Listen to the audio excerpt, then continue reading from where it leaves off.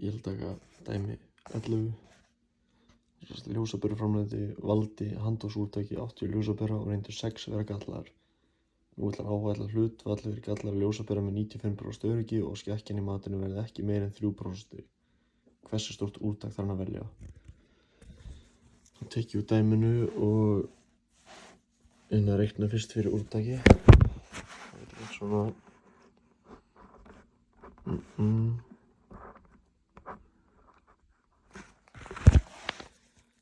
svona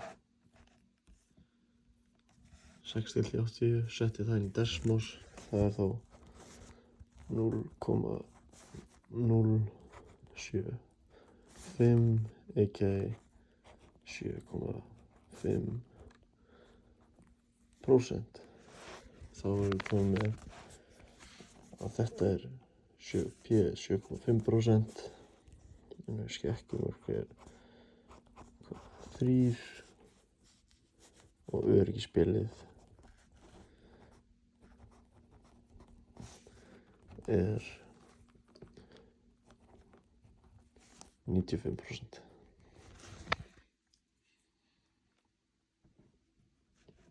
Þá set ég það inn í formúluna.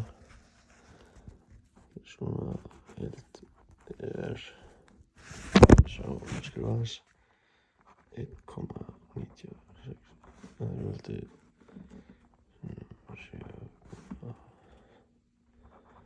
7,5 sinnum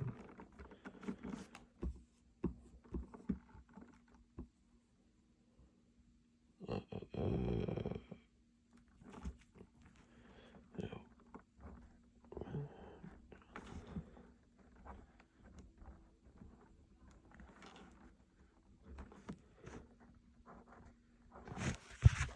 var eitthvað eins svona að setja gildið okkar hjá gleymd að skrifa hérna niður.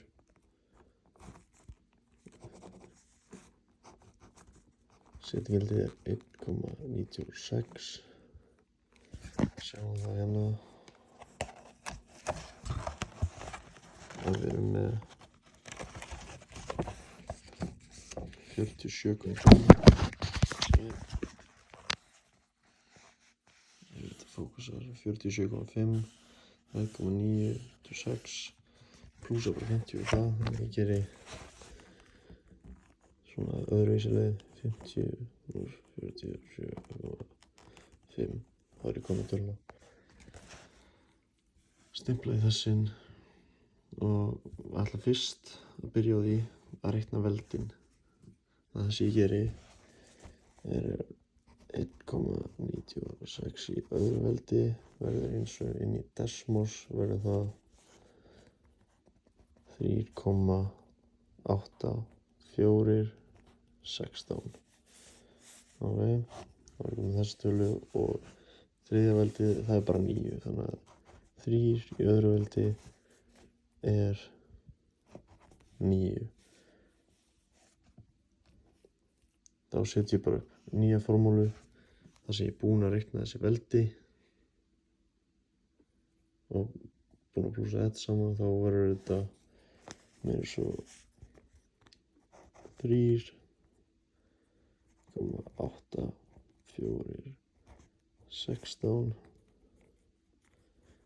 sinnum 693,75 deilt í 9 og þá út úr því svo inn í desmál 296,12 rúna það upp í 297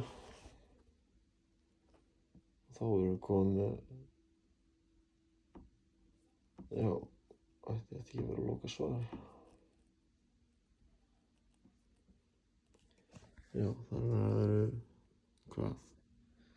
297 ljósaperur til að geta áætla hlutfall gallaðra pera með 95% öryggi og hámarksskekkju 3% stig. Þannig að N er 297.